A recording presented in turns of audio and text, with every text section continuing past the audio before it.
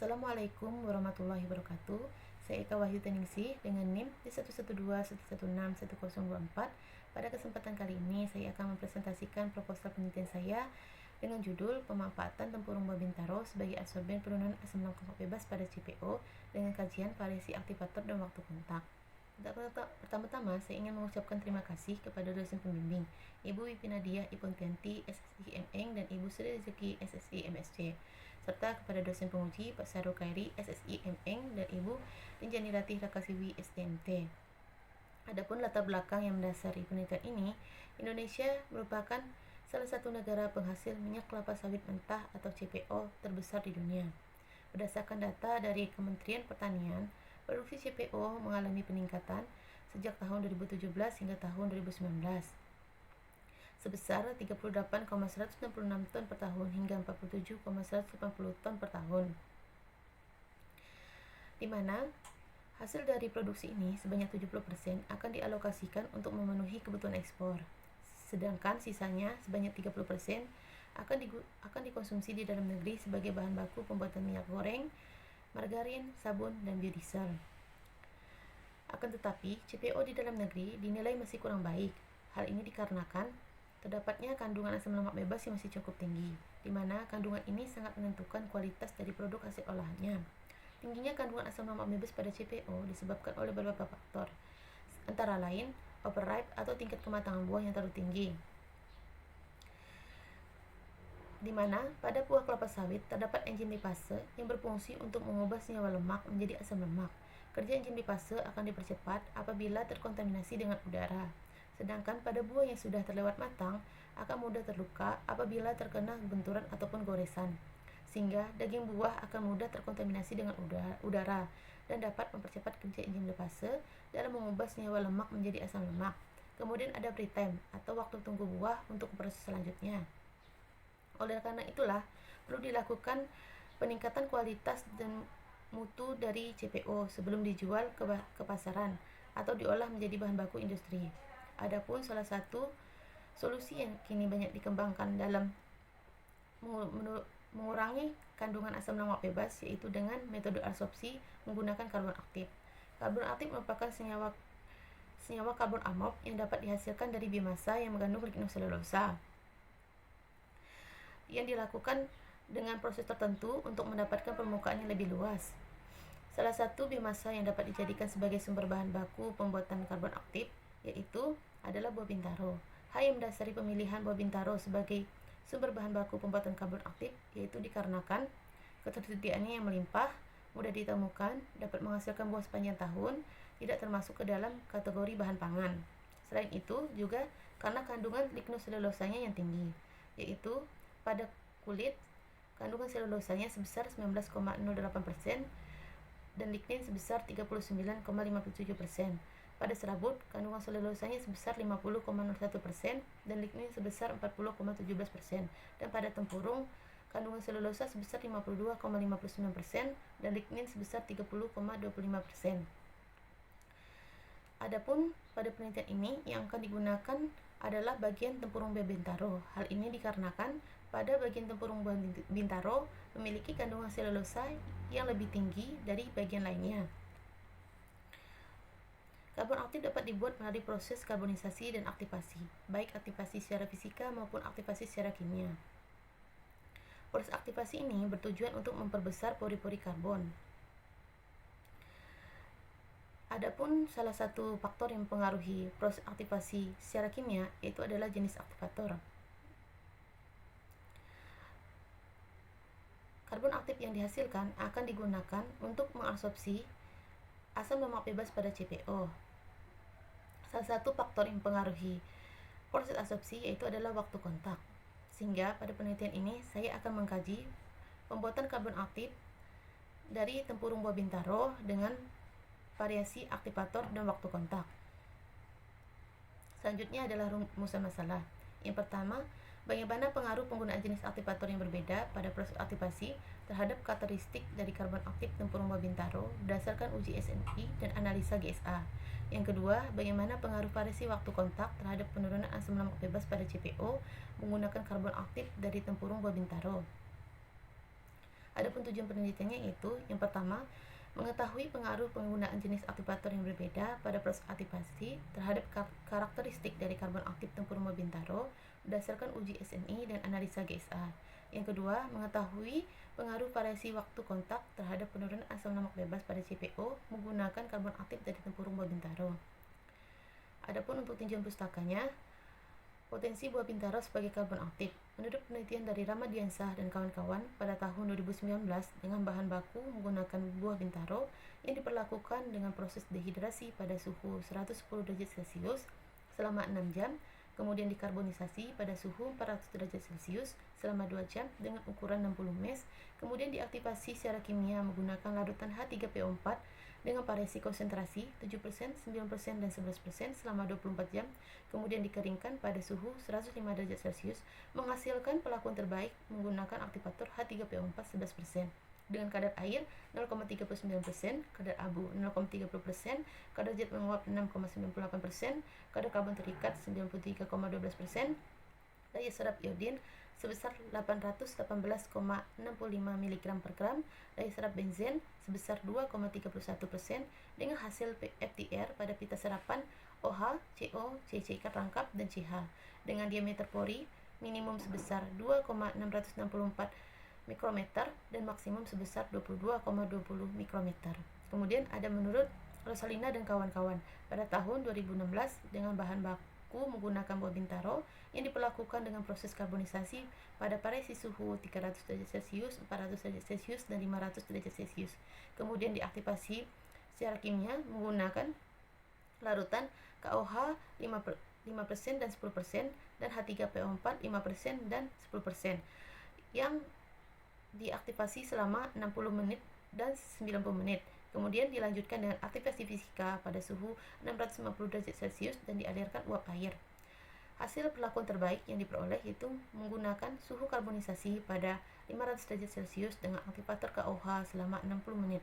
Dengan rendamen karbon aktif yang diperoleh sebesar 55,71%, kadar air sebesar 14,811%, kadar abu sebesar 9,659%, kadar jet terbang sebesar 1,265%, kadar karbon terikat sebesar 90,541%, daya serap iodin sebesar 994,974%, dengan diameter pori sebesar 5,807 mikrometer dan luas permukaan sebesar 26,495 mikrometer persegi. Kemudian, ada proses aktivasi kimia berdasarkan variasi aktivator. Menurut penelitian dari Handika dan kawan-kawan pada tahun 2017, dengan bahan baku menggunakan limbah kelapa sawit yang diperlakukan dengan proses karbonisasi pada suhu 600 derajat Celcius selama 1 jam, kemudian diaktifasi secara kimia menggunakan larutan Na2CO3 10% dan NaCl 10% selama 2 jam, diperoleh perlakuan terbaik menggunakan aktivator Na2CO3 10% dengan hasil SEN yaitu terbentuknya pori-pori yang lebih banyak dengan volume pori yang lebih dalam. Kemudian hasil FTR pada pita serapan OH, CO ikat rangkap, CC ikat rangkap, dan CH yang berturut-turut pada bilangan gelombang 3421,72 cm per meter, 1600,92 cm per meter, 1435,04 cm per meter, dan 2951,09 cm per meter. Kemudian ada menurut Kartika dan kawan-kawan pada tahun 2017 dengan bahan baku menggunakan biji alpukat yang diperlakukan dengan proses dehidrasi pada suhu 115 derajat Celcius dengan ukuran 100 dan 200 mes, kemudian dilanjutkan dengan aktivasi kimia menggunakan larutan HCl dan H2SO4 dengan variasi konsentrasi 2,5%, 5,5%, dan 7,5% selama 24 jam dan dikeringkan pada suhu 115 derajat Celcius. Hasil yang diperoleh itu perlakuan terbaik dengan menggunakan aktivator HCl 5% dan dengan kadar air sebesar 12,28%, kadar abu sebesar 0,02%, dengan daya serap iodin sebesar 823,71 mg per gram, dengan luas permukaan sebesar 86,94 meter persegi per gram, dengan efisiensi absorpsi ion timbal sebesar 96,81%. Selanjutnya ada tinjauan pustaka tentang absorpsi FFA berdasarkan variasi waktu kontak. Menurut penelitian dari Mudarina dan kawan-kawan pada tahun 2020 dengan absorben menggunakan kelapa sawit yang diaplikasikan pada minyak kelapa sawit mentah, yang diperlakukan dengan proses karbonisasi pada suhu 600 derajat Celcius selama 30, 60, dan 120 menit. Kemudian dilanjutkan dengan aktivasi kimia menggunakan larutan NaOH 0,5 normalitas, Na2CO3 0,5 normalitas, dan NaHCO3 0,5 normalitas selama 24 jam. Kemudian diabsorpsi dengan parisi berat sebesar 0,1 gram, 0,3 gram, 0,5 gram, 0,7 gram, dan 1 gram selama parisi waktu kontak 15, 30, 60, 90, dan 120 menit pada suhu 60 derajat Celcius dengan kecepatan 300 rpm. Diperoleh kadar air yaitu 0,23%, kadar abu 1,96%, kadar zat menguap 6,66%, dengan hasil ATER pada pita serapan OH, CH, CC, CO ikat rangkap, dan CO pada bilangan gelombang berturut-turut 3047 cm per meter, 2360 cm per meter, 1699 cm per meter, 1586 cm per meter, dan 1288 cm per meter dengan perlakuan terbaik menggunakan absorben yang dikarbonisasi selama 60 menit dengan berat 1 gram pada waktu kontak selama 60 menit. Adapun kadar ALB sebelum diabsorpsi sebesar 6,13%, sedangkan kadar ALB sesudah absorpsi yaitu sebesar 77,8%. Kemudian ada menurut Hashim dan kawan-kawan pada tahun 2019 dengan menggunakan absorben limbah batang pisang yang diaplikasikan pada minyak kelapa sawit yang diperlakukan dengan proses karbonisasi pada suhu 80 derajat Celcius, dilanjutkan dengan aktivasi kimia menggunakan H2SO4 0,4 normalitas dengan rasio 1:10 berat selama 24 jam, kemudian dikeringkan pada suhu 100 derajat Celcius selama 3 jam dan diabsorpsikan pada suhu 110 derajat Celcius selama waktu kontak 30, 60, 90, 120, dan 150 derajat Celcius 150 menit. Adapun hasil yang diperoleh untuk perlakuan terbaik menggunakan waktu kontak selama 90 menit dengan kadar ALB sebesar 3,22% dengan persentase penyerapan ALB sebesar 38,08%. Selanjutnya ada dasar teori. Dasar teori sini adalah proses absorpsi merupakan proses penyerapan suatu substansi dari molekul absorbat pada permukaan si absorben. Proses absorpsi dapat dibagi menjadi dua, yaitu absorpsi secara fisika dan absorpsi secara kimia. Proses absorpsi secara fisika merupakan absorpsi yang terjadi karena adanya interaksi antara absorben dan absorbat pada permukaan yang dipengaruhi oleh gaya van der Waals. Sifat dari absorpsi fisika adalah reversible atau dapat dibalik, sedangkan absorpsi kimia adalah absorpsi yang terjadi karena adanya pemutusan dan pembentukan ikatan baru. Sifat dari absorpsi kimia yaitu irreversible atau tidak dapat dibalik. Salah satu faktor yang mempengaruhi proses absorpsi yaitu adalah waktu kontak, di mana waktu yang dibutuhkan untuk mengabsorpsi absorbat berbanding terbalik dengan jumlah absorben yang digunakan. Kemudian larutan dengan viskositas yang tinggi akan membutuhkan waktu yang lebih lama untuk mengabsorpsi absorbatnya. Kemudian, semakin lama waktu kontak, memungkinkan terjadinya proses difusi dan penyerapan molekul absorbat berlangsung lebih baik, hingga didapatkannya waktu kontak optimum. Setelah waktu kontak optimum, proses penyerapan molekul absorbat akan berkurang. Berikutnya ada hipotesis. Yang pertama, penggunaan jenis aktivator yang berbeda akan mempengaruhi karakterisasi karbon aktif dari tempurung buah bintaro, sehingga akan didapatkan karbon aktif dengan karakterisasi yang berbeda juga. Salah satu faktor yang mempengaruhi proses absorpsi adalah waktu kontak. Hal ini memungkinkan bahwa proses absorpsi asam lemak bebas menggunakan karbon aktif dari tempurung buah bintaro akan berlangsung optimum pada waktu tertentu. Kemudian ada metodologi. Untuk waktu yang tepat, penelitian ini dilakukan selama 3 bulan terhitung dari mulai bulan Desember sampai dengan Februari 2021, di mana untuk bulan pertama dilakukan proses pembuatan karbon aktif dari tempurung buah bintaro, kemudian dikarakterisasi karbon aktif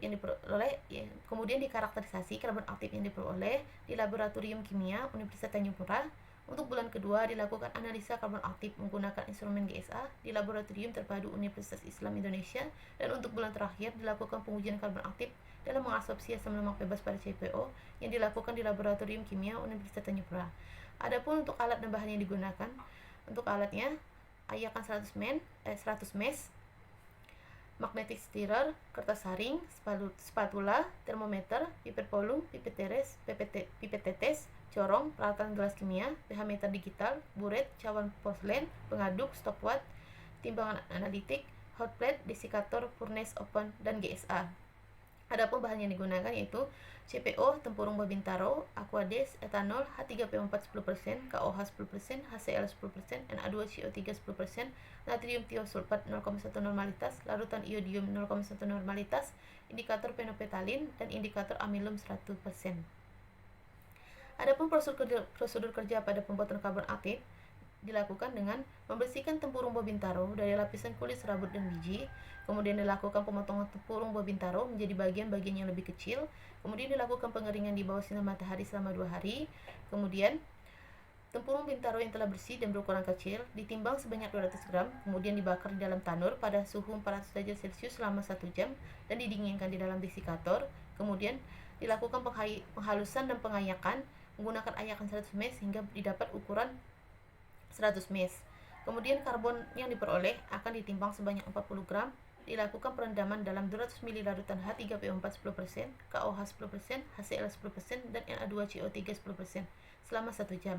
Kemudian dilakukan pencucian menggunakan aquades hingga pH netral dan dikeringkan di oven pada suhu 105 derajat Celcius selama 24 jam. Kemudian dilakukan analisa menggunakan instrumen GSA sebelum dan sesudah aktivasi. Kemudian dilakukan karakterisasi berdasarkan SNI nomor 0637301995. Kemudian untuk karakterisasi karbon aktif, yang pertama ada kadar air. Karbon aktif yang diperoleh dilakukan pemanasan di dalam oven pada suhu 105 derajat Celcius selama 1 jam. Hasil yang diperoleh ditimbang beratnya dan dilakukan perhitungan kadar air. Yang kedua ada kadar abu. Karbon aktif yang diperoleh dilakukan pembakaran di dalam tanur pada suhu 800 derajat Celcius selama 2 jam dan hasil yang diperoleh akan ditimbang beratnya dan dilakukan perhitungan kadar abu. Yang berikutnya ada kadar zat menguap. Karbon aktif yang diperoleh dilakukan pembakaran di dalam tanur pada suhu 950 derajat Celcius selama 10 menit dan hasil yang diperoleh akan ditimbang beratnya. Kemudian dilakukan perhitungan kadar zat menguap. Yang selanjutnya ada karbon terikat. Perhitungan kadar karbon terikat ini dengan mengurangkan kadar zat menguap dengan kadar abu. Selanjutnya ada daya serap iodium. Karbon aktif yang diperoleh dilakukan penimbangan sebanyak 0,15 gram dan dicampurkan ke dalam 15 ml larutan iodium 0,1 normalitas. Kemudian dilakukan pengocokan selama 15 menit dan diendapkan hingga karbon aktif akan terendap di dasar dari wadah. Selanjutnya, karbon aktif dan iodium dilakukan pengambilan sebanyak 5 mili dan dititrasi dengan larutan natrium tiosulfat 0,1 normalitas. Kemudian dilakukan penambahan indikator amilum 1% dan dititrasi kembali hingga warna biru tua menjadi tidak berwarna. Selanjutnya ada proses kerja dari proses absorpsi. Dilakukan pengambilan CPO sebanyak 50 mili dan dimasukkan ke dalam air Lemaire. Dilakukan penambahan karbon aktif sebanyak 2,5 gram, kemudian dilakukan pengadukan menggunakan magnetic stirrer dengan kecepatan 300 rpm pada suhu 70 derajat Celcius dengan variasi waktu kontak selama 15, 30, 60, 90, dan 120 menit. Kemudian dilakukan penyaringan dengan menggunakan kertas saring. Kemudian dilakukan analisa asam lemak bebas menggunakan metode titrasi asam basa. Kemudian penentuan asam lemak bebas awal dan akhir dilakukan dengan mengambil CPO sebanyak 25 mili dan dimasukkan ke dalam air Lemaire. Kemudian dilakukan penambahan etanol sebanyak 50 mili dan indikator fenopetalin sebanyak 2 tetes. Kemudian dilakukan titrasi menggunakan NaOH 0,1 molaritas yang telah distandarisasi hingga terjadi perubahan warna menjadi merah jambu pada larutan yang tidak hilang selama 30 menit. Kemudian dicatat volume NaOH yang digunakan dan dilakukan perhitungan kadar asam lemak bebas. Sekian dan terima kasih.